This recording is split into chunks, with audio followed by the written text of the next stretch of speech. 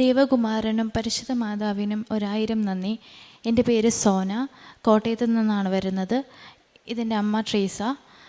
ഞാൻ ഉടമ്പടി എടുത്തത് നവംബർ 2022 2023 ഞാൻ ബി.ടെക് പാസ് ഔട്ട് ആയതാണ്. അപ്പം ബി.ടെക് പാസ് ഔട്ട് ആവുന്നതിന് മുന്നേ തന്നെ എൻ്റെ ഒരു വലിയ ആഗ്രഹമായിരുന്നു ഹയർ സ്റ്റഡീസിന് പോകണം എന്നുള്ള കാര്യം. അപ്പം ഞാൻ ഇവിടുന്ന് പ്രാർത്ഥിച്ച് ഒരുങ്ങി IELTS എഴുതി. എനിക്ക് ജർമ്മനിക്ക് പോകണമെന്നായിരുന്നു. അപ്പോൾ IELTS എഴുതി, അതിനുശേഷം APS എല്ലാം എനിക്ക് പെട്ടെന്ന് എന്ന് പറഞ്ഞാൽ സമയം എടുക്കുന്ന കാര്യങ്ങളായിരുന്നു APS ഒക്കെ. പക്ഷെ അതൊക്കെ എനിക്ക് വളരെ ചുരുങ്ങിയ സമയത്തിനുള്ളിൽ കിട്ടി. IELTSനാണേലും ഫസ്റ്റ് അറ്റംപ്റ്റിൽ തന്നെ എല്ലാം കിട്ടി. ഇവിടുന്ന് ഞാൻ പ്രാർത്ഥിച്ച് അച്ഛനെ കണ്ട് പ്രാർത്ഥിച്ചിട്ടാണ് പോയത്. ഫസ്റ്റ് അറ്റംപ്റ്റിൽ തന്നെ. ഇതിൻ്റെ രണ്ടാമത്തെ സാക്ഷിയാണ്. മുന്നത്തെ സാക്ഷ്യത്തിൽ ഞാൻ പറഞ്ഞതായിരുന്നു. അപ്പം ഞാൻ ഇതെല്ലാം വെച്ച് ഓരോ കാര്യങ്ങളും പ്രാർത്ഥിച്ച് തന്നെ മുന്നോട്ട് പോയിക്കൊണ്ടിരുന്നത്. പക്ഷേ ഞാനൊരു ഏജൻസിയിൽ അവസാനം എൻ്റെ അത്യാവശ്യം സർട്ടിഫിക്കറ്റൊക്കെ ആക്കിയിട്ട് ഏജൻസി വഴി ഫോർവേഡ് ചെയ്യാനൊന്ന് ഓർത്തിരുന്ന. അപ്പം ഞാനൊരു ഏജൻസിക്ക് കൊടുത്തു. എൻ്റെ ഒരു റിലേറ്റീവിൻ്റെ ഫ്രണ്ട് ഏജൻസി ആയിരുന്നു. അപ്പോൾ അവർക്ക് ഞാനൊരു ഏജൻസി ഫീസൊക്കെ കൊടുത്തു. എല്ലാം ശരിയായി. പക്ഷേ ആപ്ലിക്കേഷൻ കഴിഞ്ഞു. എൻ്റെ കൂടുതൽ അപ്ലൈ ചെയ്തവർക്ക് റിജക്ഷനോ അക്സെപ്റ്റൻസോ എന്തെങ്കിലും വന്നു തുടങ്ങി. എനിക്കൊന്നും വരുന്നില്ലായിരുന്നു. കുറേ നാളായി വരാതെയായി. 2-3 മാസങ്ങളായി. ക്ലാസ് സ്റ്റാർട്ട് ചെയ്യേണ്ട സമയമായി. ഞാൻ ഇവരെ വിളിച്ചിട്ട് ഇവർ പറയുന്നത് ഒന്നും വന്നിട്ടില്ല. പിന്നെ എൻ്റെ ഫോൺ എടുക്കാതെയായി. അപ്പോൾ ഞാൻ അവസാനം പിന്നെ അവർ പറഞ്ഞു നമുക്ക് അടുത്തതിന് വെച്ച് നോക്കാം. അപ്പം ഞാൻ പറഞ്ഞു ഓൾറെഡി എൻ്റെ കുറേ ആൾക്കാരുടെ ചോദ്യങ്ങൾ മുന്നിൽ ഇങ്ങനെ നിൽക്കേണ്ട സമയമായപ്പോൾ വീട്ടുകാരും നിൽക്കേണ്ട സമയമായി. അപ്പം ഞാൻ തന്നെ പറഞ്ഞു എനിക്ക് വേണ്ട എന്ന രീതിയിൽ ഞാൻ ചിലപ്പോൾ എനിക്കിത് ദൈവം വിധിച്ചതല്ലായിരിക്കും എന്നോർത്ത് ഞാൻ ബാക്ക് ഔട്ട് ചെയ്തു. ഏജൻസിക്ക് റീഫണ്ടിന് വേണ്ടി ഞാൻ വെച്ചു. അപ്പം മനസ്സും അടുത്തു. പക്ഷേ പ്രാർത്ഥനയ്ക്കൊന്നും കുറവില്ലായിരുന്നു. ഞാൻ ദൈവത്തിനടുത്ത് പ്രാർത്ഥിച്ച് തന്നെ മുന്നോട്ട് പോയി. കുറച്ച് നാൾ ജോലിയും ഇല്ല, ജോലിക്കും വെക്കാണ്ടായി. ഇതും ഇല്ലാണ്ട് കുറച്ച് നാൾ മനസ്സും അടുത്ത് തന്നെ വീട്ടിലിരുന്നു. അതിനുശേഷം തിരുവനന്തപുരത്തൊരു ജോലി ശരിയായി. അപ്പം ഞാൻ ടെക്നോ പാർക്കിലേക്ക് പോയി. അപ്പം എൻ്റെ ഒരു ഫ്രണ്ട്സ് വഴിയിട്ടാണ് ഞാൻ ഓസ്ട്രേലിയയിൽ ഇങ്ങനെ യൂണിവേഴ്സിറ്റിയിലേക്ക് ആപ്ലിക്കേഷൻ വെക്കാനായിട്ട് അവരുടെ നിർബന്ധത്തിൽ വെച്ചിട്ടാണ് ഞാൻ വെക്കുന്നത്. എൻ്റെ നിർബന്ധം പ്രകാരമല്ല. കാരണം ഓസ്ട്രേലിയ എന്ന് പറഞ്ഞാൽ ഭയങ്കര എക്സ്പെൻസീവാണ്. പഠിക്കാനാണെങ്കിലും എല്ലാ കാര്യങ്ങൾക്കാണെങ്കിലും ഭയങ്കര എക്സ്പെൻസീവായിട്ടുള്ള കാര്യമായിരുന്നു. അപ്പം ഞാൻ ഒട്ടും കോൺഫിഡൻസ് ഇല്ലായിരുന്നു എന്ന് തന്നെ പറയാം. കോൺഫിഡൻസ് ഇല്ലാണ്ട് തന്നെയാണ് വെച്ചത്.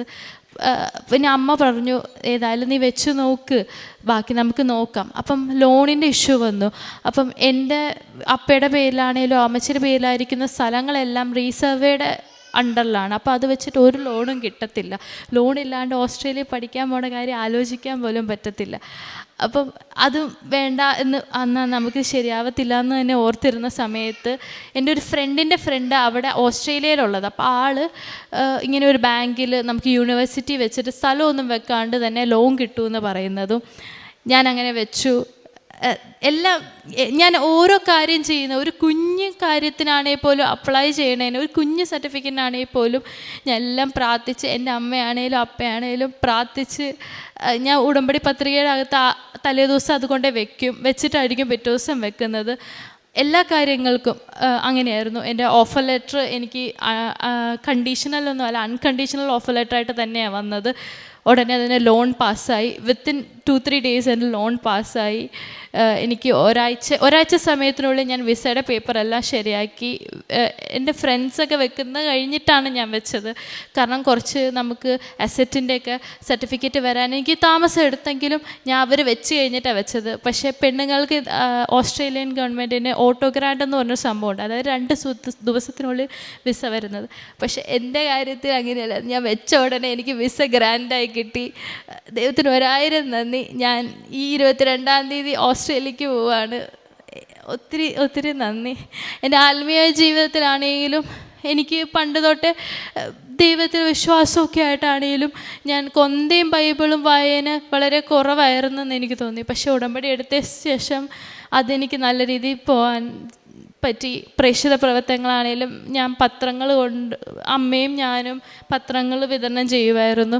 പിന്നെ എറണാകുളത്ത് ഒരു അമ്മമാരുടെ സ്ഥലത്ത് ഞാൻ എൻ്റെ ചേച്ചിയുടെ കൂട്ടത്തിൽ പോകുമായിരുന്നു ഒരു പ്രേക്ഷിത പ്രവർത്തനത. അവിടെ കുറച്ച് എന്നെക്കൊണ്ട് പറ്റുന്ന രീതിയിൽ സാധനങ്ങളൊക്കെ വാങ്ങി കുറച്ച് നേരം അവരെ ശുശ്രൂഷിച്ച് ഒക്കെ നിന്നു. അപ്പം ദൈവത്തിനും ദൈവമാതാവിനും 1000 നന്ദി. യെരമ്യാ പ്രവാചകൻ്റെ പുസ്തകം 29:11 നിന്നെക്കുറിച്ചൊരു പദ്ധതി എൻ്റെ മനസ്സിലുണ്ട്, നിൻ്റെ നാശത്തിനല്ല ക്ഷേമത്തിനുള്ള പദ്ധതി, നിനക്ക് ശുഭമായ ഭാവിയും പ്രത്യാശയും നൽകുന്ന പദ്ധതി. സോന തൻ്റെ ഓസ്ട്രേലിയയിലേക്ക് തനിക്ക് എങ്ങനെയാണ് പോകുന്നതിന് പരിശുദ്ധ അമ്മ മാതാവിൻ്റെ തിരുനടയിൽ വന്ന് ഉടമ്പടി എടുത്ത് ഉടമ്പടി ജീവിക്കുമ്പോൾ തനിക്ക് എങ്ങനെ സാധിച്ചു എന്നുള്ളതാണ് ഈ മകൾ ഇവിടെ പങ്കുവയ്ക്കുക. 1 വർഷത്തോളം താൻ ട്രൈ ചെയ്തു. എന്നാൽ തനിക്ക് ഓട്ടോ വിസയുമല്ല സ്പോട്ട് വിസയാണ് പിന്നീട് കിട്ടുന്നത്. അതായത് അപ്ലൈ ചെയ്യുന്ന അതേ സെക്കൻഡിൽ തനിക്ക് വിസയൊക്കെ ലഭിക്കുന്നതും.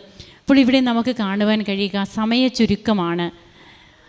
സമയത്തിൻ്റെയും കാലത്തിൻ്റെയും മേൽ ദൈവപിതാവ് പരിശുദ്ധ അമ്മയ്ക്ക് കൽപ്പിച്ചു നൽകിയിരിക്കുന്ന അധികാരം. അമ്മ എങ്ങനെയാണ് തൻ്റെ സവിധത്തിൽ വന്ന് തൻ്റെ തിരുക്കുമാരനോട് ഉടമ്പടിയെടുത്ത് പ്രാർത്ഥിക്കുന്ന ഓരോ മക്കളുടെയും ജീവിതത്തിൽ അമ്മ അതൊക്കെ എങ്ങനെയാ മക്കൾക്ക് പ്രദാനം ചെയ്യുന്നു. അതായത് ഇവിടെ ഒത്തിരിയേറെ യുവതിയുവാക്കൾ തങ്ങളുടെ സാക്ഷ്യങ്ങളൊക്കെ പങ്കുവയ്ക്കുന്നു. തങ്ങൾക്ക് വിദേശത്തേക്ക് പോകുവാനും അതായത് പഠിക്കുവാൻ അല്ലെങ്കിൽ ജോലിക്കായിട്ട് ഉപരിപഠനത്തിനൊക്കെ ആയിട്ട് പോകുന്ന കാര്യങ്ങൾ നാം അനുദിനവും കേൾക്കുന്നതാണ്. തങ്ങൾക്ക് ഒരു സാധ്യത തെളിയുന്നു എന്നതും അതിനേക്കാൾ ഉപരിയായിട്ട് അവരുടെ ജീവിതത്തിൽ അവർക്ക് വരുന്ന മാറ്റങ്ങളാണ്. ഇതൊന്നും ആരും അവരെ നിർബന്ധിച്ചിട്ടല്ല. തൻ്റെ ജീവിതത്തിൽ താൻ വിശ്വാസമൊക്കെയുള്ള കുട്ടിയാണ്, മാതാപിതാക്കളും എല്ലാം പ്രാർത്ഥിക്കുന്ന വ്യക്തികൾ തന്നെ. എന്നാൽ തനിക്ക് ദൈവവചനം വായനയും അതുപോലെ ജപമാല ഇതൊക്കെ തനിക്ക് അത്രയേറെ താല്പര്യമുള്ള കാര്യമല്ലായിരുന്നു. ഉടമ്പടി തന്നെ എങ്ങനെയാണ് ഇതിനോടൊക്കെ ഒരു ആകർഷണം തനിക്ക് തന്നത്. അതായത് ഇത് ആരും നിർബന്ധിച്ചിട്ടല്ല. നാം ഉടമ്പടി എടുത്ത് കർത്താവിനോട് കൊടുക്കുന്ന വാക്ക് നാം അത് പാലിച്ച് ജീവിക്കുമ്പോൾ നമുക്ക് തന്നെ ഉള്ളിൽ ചില ബോധ്യങ്ങൾ നിറയുകയാണ്. അങ്ങനെ തന്നെക്കുറിച്ചുള്ള പദ്ധതി ദൈവത്തിൻ്റെ തിരുവിഷ്ടത്തോട് യോജിച്ച് തനിക്കിന്ന് തൻ്റെ ജീവിതത്തിൽ എങ്ങനെ മാറ്റങ്ങൾ വരുത്തി കൂടുതൽ കൃപയുള്ള മകളായിട്ട് ജീവിക്കുവാനായിട്ട് കഴിയുന്നു എന്നാണ് സോന ഇവിടെ സാക്ഷ്യപ്പെടുത്തുക. നമുക്ക് കരങ്ങളടിച്ച് ഈശോയ്ക്കും അമ്മയ്ക്കും നന്ദി പറയാം. യേശുവേ നന്ദി, യേശുവേ സ്തുതി, യേശുവേ ആരാധന. അത്യപൂർവ ദൈവാനുഭവങ്ങൾ ഇനി നിങ്ങൾക്കും സ്വന്തം. ഈ യൂട്യൂബ് ചാനൽ ഇതുവരെ സബ്സ്ക്രൈബ് ചെയ്തിട്ടില്ലെങ്കിൽ ഇപ്പോൾ തന്നെ സബ്സ്ക്രൈബ് ചെയ്യുക. ഈ വീഡിയോ ഇപ്പോൾ തന്നെ നിങ്ങളുടെ സുഹൃത്തുക്കൾക്ക് ഷെയർ ചെയ്തുകൊണ്ട് കർത്താവിൻ്റെ പ്രേക്ഷിതരാകുക.